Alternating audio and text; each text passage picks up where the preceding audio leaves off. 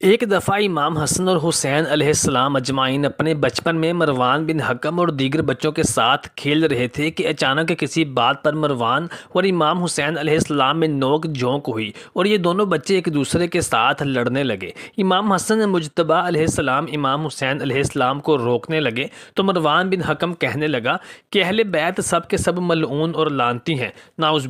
इमाम हसन अलैहिस्सलाम ने जब ये सुना तो आपने फरमाया, ए मरवान, क्या अहले बैत सब के सब मलून हैं? बल्कि नहीं, नबी सल्लल्लाहु अलैहि वसल्लम ने तेरे बाप और तेरी माँ को।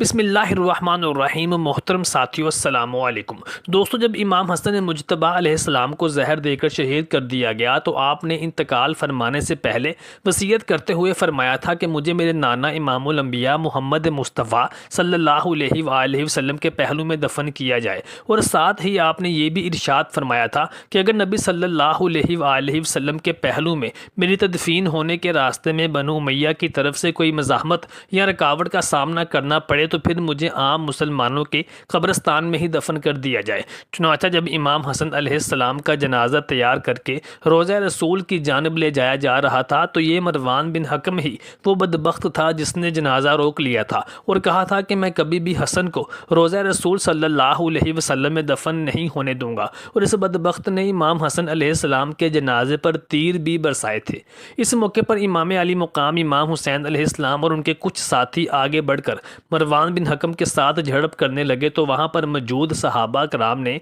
इमाम अली मुकाम इमाम हुसैन अलैहिस्सलाम को समझाते हुए फरमाया था कि इमाम हसन मुजतबा ने खुद ही तो ये भी वसीयत की थी कि अगर बनु मियाँ की जानिब से कोई रुकावट या मुज़ाहमत का सामना करना पड़े तो फिर मुझे आम मुसलमानों के कब्रस्तान में ही दफन कर दिया जाए। चुनाचा इमाम अली मुकाम इमाम हुसैन अलैहिस्सलाम ने फिर इमाम हसन मुजतबा अलैहिस्सलाम को जन्नतुल बकी में दफन फरमा दिया। दोस्तों, मरवान बिन हकम बनु मियाँ का गवर्नर था जिसको मुआविया इब्न अबी सुफियान ने अपने दौरे खिलाफत में मदीना मुनव्वरा का गवर्नर बनाकर भेजा था। मरवान बिन हकम हज़रत उस्मान गनी रज़ी अल्लाह ताला अन्हु के चचा हकम बिन आस का बेटा था। हकम बिन आस को नबी करीम सल्लल्लाहु अलैहि वसल्लम ने अल्लाह ताला के हुक्म से लानत फरमाकर मदीना मुनव्वरा से बाहर निकाल दिया था, जिसके बाद ये ताइफ जाकर आबाद हो गया था। हज़रत सलमान फ़ारसी रज़ी अल्लाह ताला अन्हु इरशाद फरमाते हैं कि एक दफ़ा नबी करीम सल्लल्लाहु अलैहि वसल्लम अपने कुछ सहाबा कराम के झुरमट में तशरीफ़ फरमा थे कि आप सल्लल्लाहु अलैहि वसल्लम के सामने से हकम बिन आस गुजरा तो नबी करीम सल्लल्लाहु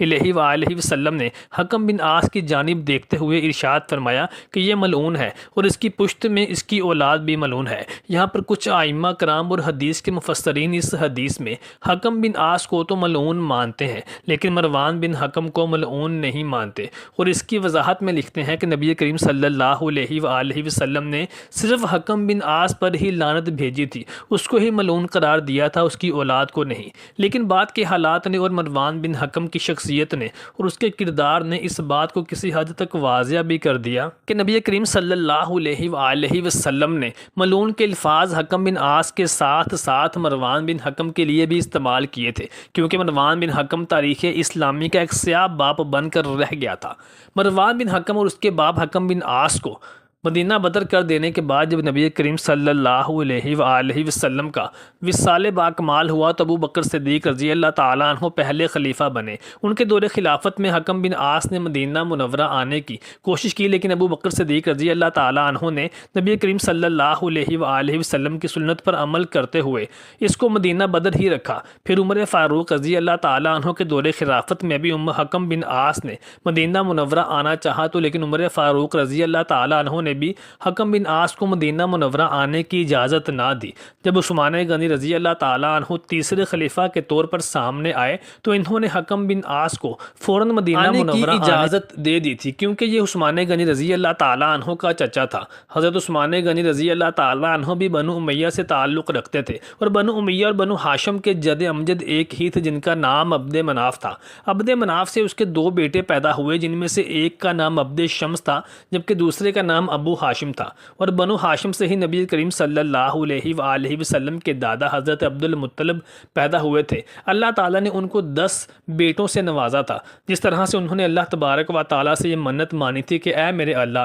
अगर मुझे 10 बेटे मेरी ज़िंदगी में अता करेगा तो मैं उनमें से अपने एक बेटे को अल्लाह की राह में कुर्बान करूँगा। जबकि दूसरी जानिब अब्द शम्स से बनु उमैया पैदा हुए। यहाँ पर कुछ रावियों के मुताबिक बनु उमैया के जो उमैया सरबराह हैं वो अब्द शम्स के बेटे नहीं बल्कि उनके ग़ुलाम थे जो कि बेटा मशहूर हो गए थे। लेकिन कुछ रवायात के मुताबिक ये अब्द शम्स के बेटे ही थे, जिससे आगे हर्ब और अबुल आस पैदा हुए और अबुल आस से हकम और अफ़ान पैदा हुए और हज़रत उस्मान गनी रज़ी अल्लाह ताला अन्हु इसी अफ़ान की औलाद में से थे। जबकि मरवान बिन हकम बिन आस की औलाद में से था। मोहतरम दोस्तों, इब्तदाई अदवार में तो बनु उमैया और बनु हाशिम के ताल्लुकात बहुत अच्छे थे। क़राबतदारी और रिश्तेदारियाँ भी इन दोनों के दरमियान बहुत गहरी थीं। लेकिन फिर वक़्त के साथ साथ इन दोनों ख़ानदानों के दरमियान दुश्मनियाँ और अदावतें पैदा होती गईं, जिसके ताने बाने करबला के मैदान तक जा पहुँचे। क्योंकि यजीद बदबख्त ने इमाम अली मुकाम इमाम हुसैन अलैहिस्सलाम की शहादत के बाद जब उनका सर अक़दस इसके सामने पेश किया गया तो यजीद बदबख्त ने अपनी ज़बान से कुछ जुमले अदा किए थे, जिससे ये ज़ाहिर होता था और साबित होता था कि करबला का वाक़या हक़ व बातिल का मार्का तो था ही, लेकिन इसमें ख़ानदानी अदावत और दुश्मनी भी थी। यहाँ तक कि यजीद बदबख्त कहने लगा कि अगर आज मेरे आबाओ अजदाद ज़िंदा होते जिनको बदर के मैदान में हुसैन अलैहिस्सलाम के बाप ने और उसके नाना ने कत्ल किया था, अगर आज मेरे आबाओ अजदाद ज़िंदा होते तो ज़रूर मुझे शाबाश देते कि मैंने उनके कत्ताल से भी ज़्यादा बनु हाशिम के सरदारों को कत्ल किया है। हकम बिन आस जब मदीना आ गया तो हज़रत उस्मान गनी रज़ी अल्लाह ताला अन्हु ने इसके बेटे मरवान बिन हकम को अपनी बेटी का रिश्ता भी दे दिया, इसको दामाद बना लिया। और यही नहीं बल्कि हज़रत उस्मान गनी रज़ी अल्लाह ताला अन्हु चूँकि उस वक़्त खलीफा वक्त थे, चुनाचा इन्होंने अपनी खिलाफत और हुकूमत में कई अहम जिम्मेदारियाँ भी मरवान बिन हकम को सौंप दी थी, जिनके साथ मरवान बिन हकम ने इंसाफ नहीं किया बल्कि इसने अय्याशी और पुरतायुश ज़िंदगी गुजारना शुरू कर दी थी और अपने इख्तियारात का नाजायज़ फ़ायदा उठाते हुए हज़रत उस्मान गनी रज़ी अल्लाह ताला अन्हु की खिलाफत की राह में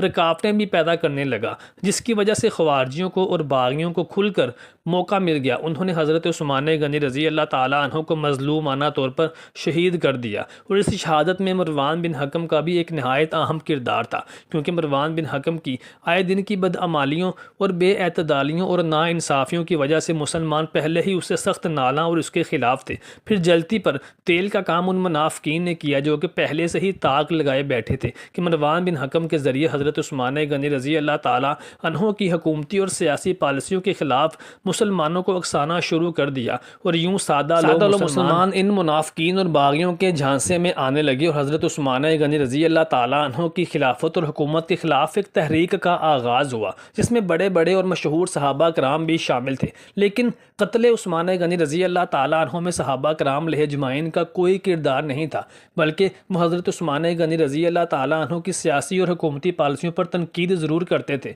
और कत्ल उस्मान में ख्वारिजियों और बागियों का ही मुकम्मल हाथ था और उस्मान गनी रज़ी अल्लाह ताला अन्हु के कातलीन भी कभी सामने ना आ सके। कातलीन उस्मान गनी रज़ी अल्लाह ताला अन्हु को गिरफ्तार ना कर सकने और उनको सजाएं ना दे सकने के पीछे भी मुसलमानों की आपसी रंजिशें और अदावतें ही थीं। हज़रत उस्मान गनी रज़ी अल्लाह ताला अन्हु की शहादत के बाद हज़रत अली रज़ी अल्लाह ताला अन्हु ने जब कातलीन उस्मान गनी रज़ी अल्लाह ताला अन्हु को गिरफ्तार करने के लिए अपनी खिलाफत को मजबूत करने के लिए मुसलमानों से अपनी बैत चाही तो कुछ मुसलमानों ने तो बज़ाहिर हज़रत अली रज़ी अल्लाह ताला अन्हु की बैत कर ली थी, लेकिन कई वो भी थे जो दिल से हज़रत अली रज़ी अल्लाह ताला अन्हु की खिलाफत को कबूल करने के लिए तैयार ना थे। इस मौके पर भी बहुत से ऐसे सहाबी और मुसलमान थे जो हज़रत अली रज़ी अल्लाह ताला अन्हु को दिल से तस्लीम करते थे, लेकिन कुछ सहाबा ऐसे थे जिन्होंने हज़रत अली रज़ी अल्लाह ताला अन्हु की खिलाफत को तस्लीम नहीं किया था। और मुआविया इब्न अबी सुफ़ियान की तरफ से भी जो बयानिया जारी किया गया था कि अगर हज़रत अली रज़ी अल्लाह ताला अन्हु उस्मान गनी रज़ी अल्लाह ताला अन्हु के कातलीन को गिरफ्तार कर लेंगे, उनको सजाएं देंगे तो ही उनकी खिलाफत को कबूल किया जाएगा। इस बयानिए की वजह से बहुत से सहाबी हज़रत अली रज़ी अल्लाह ताला अन्हु के ख़िलाफ़ हो गए थे, जिसके ज़मन में जंग जमल और जंग सफ़ीन जैसी जंगें भी मुसलमानों के दरमियान लड़ी गईं, जिसमें हज़ारों की तादाद में मुसलमान एक दूसरे की ही तलवारों के ज़रिए शहीद हो गए थे। मोहतरम साथियों, कमेंट सेक्शन में अपनी राय से आगाह ज़रूर कीजिएगा और हमारी वीडियो को लाइक और शेयर करना मत भूलिएगा।